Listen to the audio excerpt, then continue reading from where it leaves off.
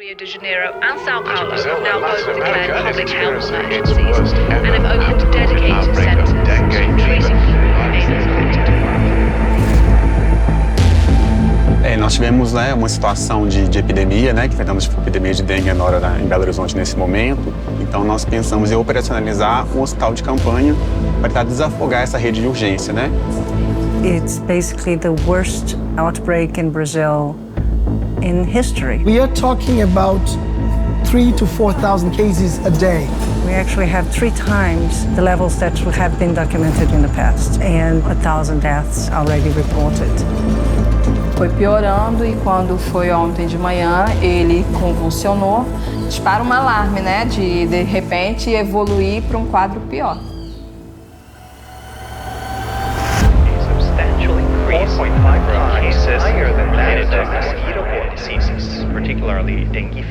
It's an infectious disease transmitted by Aedes mosquitoes. Right now, almost half of the world population are at risk of having dengue virus infection.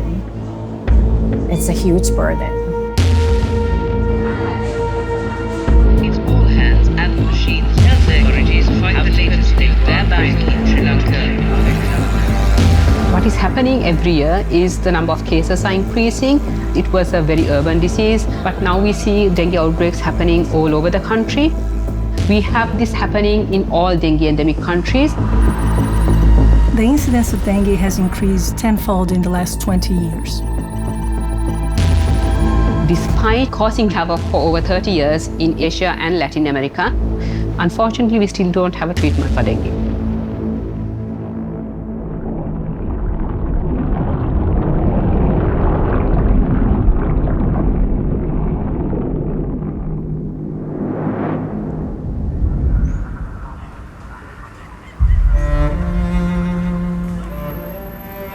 Então a gente já sabia que a gente ia ter um dos verões mais quentes da nossa história.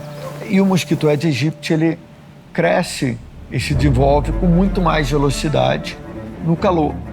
Também tivemos chuvas intensas que provocou alagamentos em determinados bairros da cidade, o que facilitou o acúmulo de água parada e a proliferação de focos do mosquito Aedes aegypti.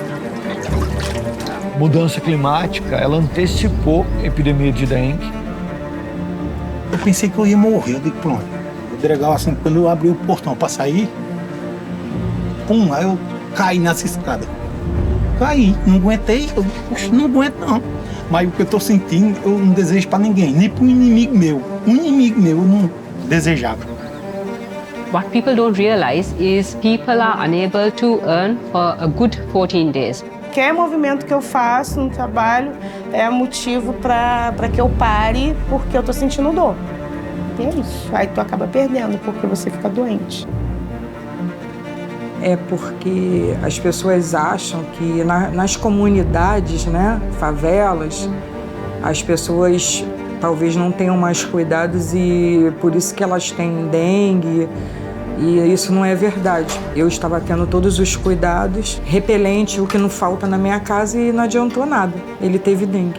Eu acho um absurdo os hospitais ainda não terem remédio para isso, With dengue patients, you don't know who is going to develop dengue hemorrhagic fever or who is going to be all right. Anybody who comes with dengue, you have to monitor regularly. The way in which we manage dengue, we stratify risk and we provide supportive care. These healthcare workers do not sleep at all because of the amount of work that they need to put in.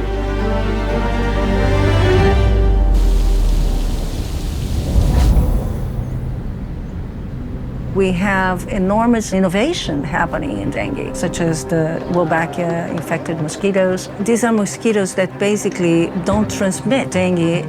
Wolbachia-infected mosquitoes are an excellent public health tool. The experience from existing programs show us there is an enormous impact in terms of the number of cases of dengue. At the same time, this comes with a cost for implementation. It takes time for their deployment. There has been great progress with vaccines. But protection is incomplete.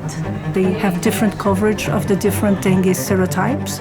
The distribution and implementation is complex, and it's likely to take a long time to make them available for all the populations that need. a treatment will still be needed. We need to treat dengue early to prevent progression to severe disease, to reduce the burden to healthcare facilities, to individuals and society. Among the learnings of the COVID epidemic is that actually we need different tools. Can we develop a drug that will prevent people from going to hospital? But also reduce the number of days in which a person gets sick. DNDi is an organization that is not-for-profit and that has a focus on developing treatments for neglected diseases. We operate in collaborations, what we call a virtual orchestra with academia, with the private, the public sector, developing new treatments. DNDi has formed this Global Dengue Alliance.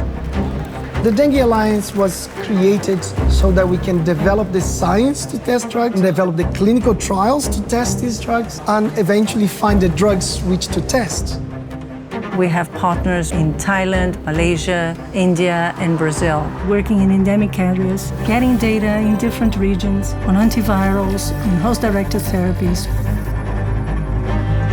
People realize from the COVID experience, either you came together to find a solution or you perish.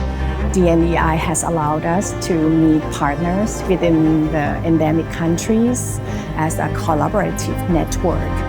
Is able to demonstrate there is enough expertise in this country to develop antivirus and develop the solutions for their own problem. Things are getting worse in future because of climate change. With the increase in temperatures, the mosquito densities increase. They expand into new geographical locations. The model suggests that it will continue to expand to Africa, North America, and to Europe. The number of recorded cases this year is almost 3 times as many as that last year. Experts say climate change is partly to blame. Rising temperatures allowing mosquitoes to survive winter in larger numbers.